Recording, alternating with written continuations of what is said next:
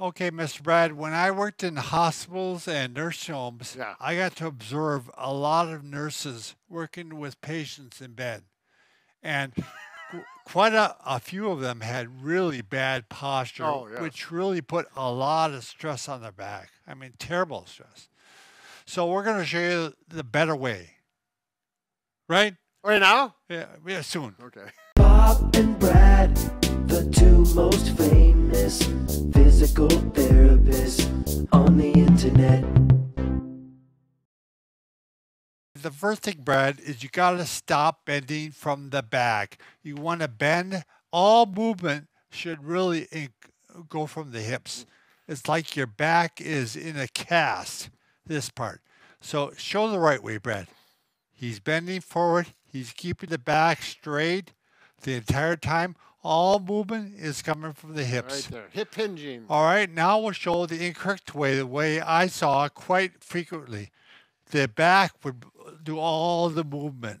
Yep, So we're out reaching, and this is real common working over a over a bed. bed, right. Yep, in a nursing home or hospital, it's reaching over and around the bed, and And you will pay the price if you keep doing it. All right, Brad, the first way we try to train people to keep a straight back is we have them do posture squats.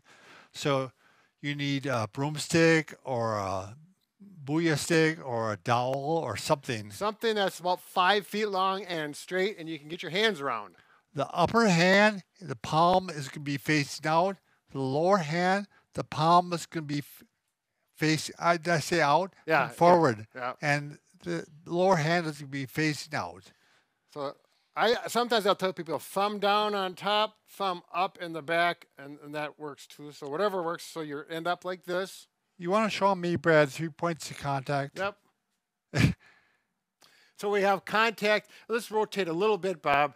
Contact here between the shoulder blades, here at the belt line or the sacrum, and then here at the occiput or the back of the head. All the time, those 3 points should maintain contact as you squat. Right. So all the movement comes from the hips. You want to as show it squat. against them properly? Yep, I'll show it improperly. Gap here, and we're rocking on the mid back. No good. And I'll also show bendy, Brad, properly.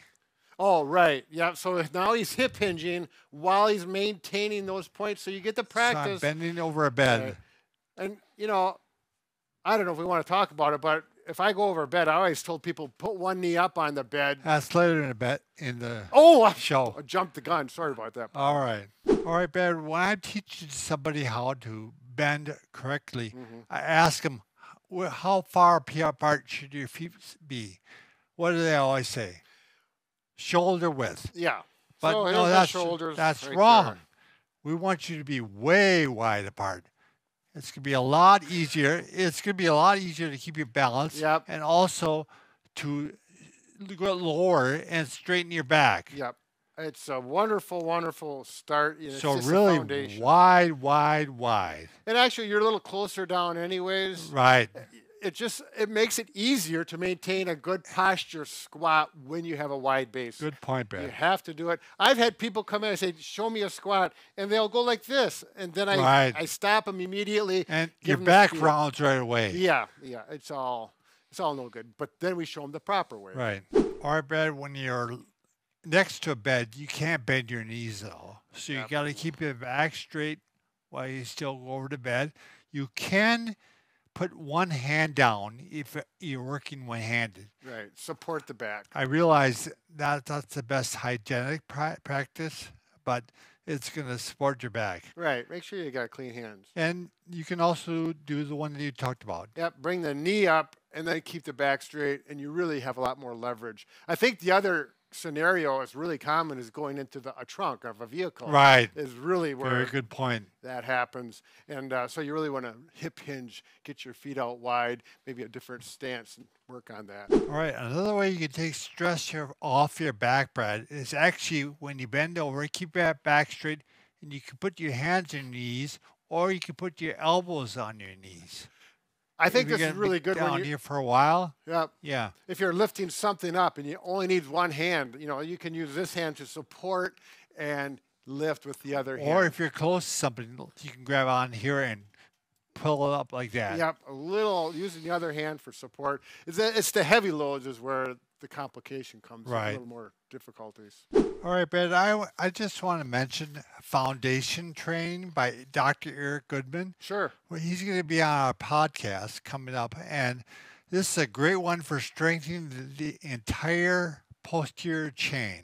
So by that, I mean the back, the butt, the hamstrings, the whole back of the back. All the muscles that are responsible for good Lifting, posture. right. So lift. he's got a whole series of exercises you do, including this one, Yep. where you lean back and you keep you hold it for like 20 Just an seconds. isometric Right. hold, And then like you you're go going to dive in the water. Yep, like this, keeping your back really straight. How many seconds? 20. 20. Yeah. That's a long time. It is. You only have to listen to some music. So again, it's really helps a lot of people with Sure. their back pain. So just a thought. Yeah, no, I think it's a good option. Dr. Goodman. All right, Brad. So remember, bad, good. Bad, good. Bad, good. Yeah. Teach your children that 3 times a day, every That's day right. until they're 5 years old. You'll never have to mention it They'll be again. sick of you. Have a good day.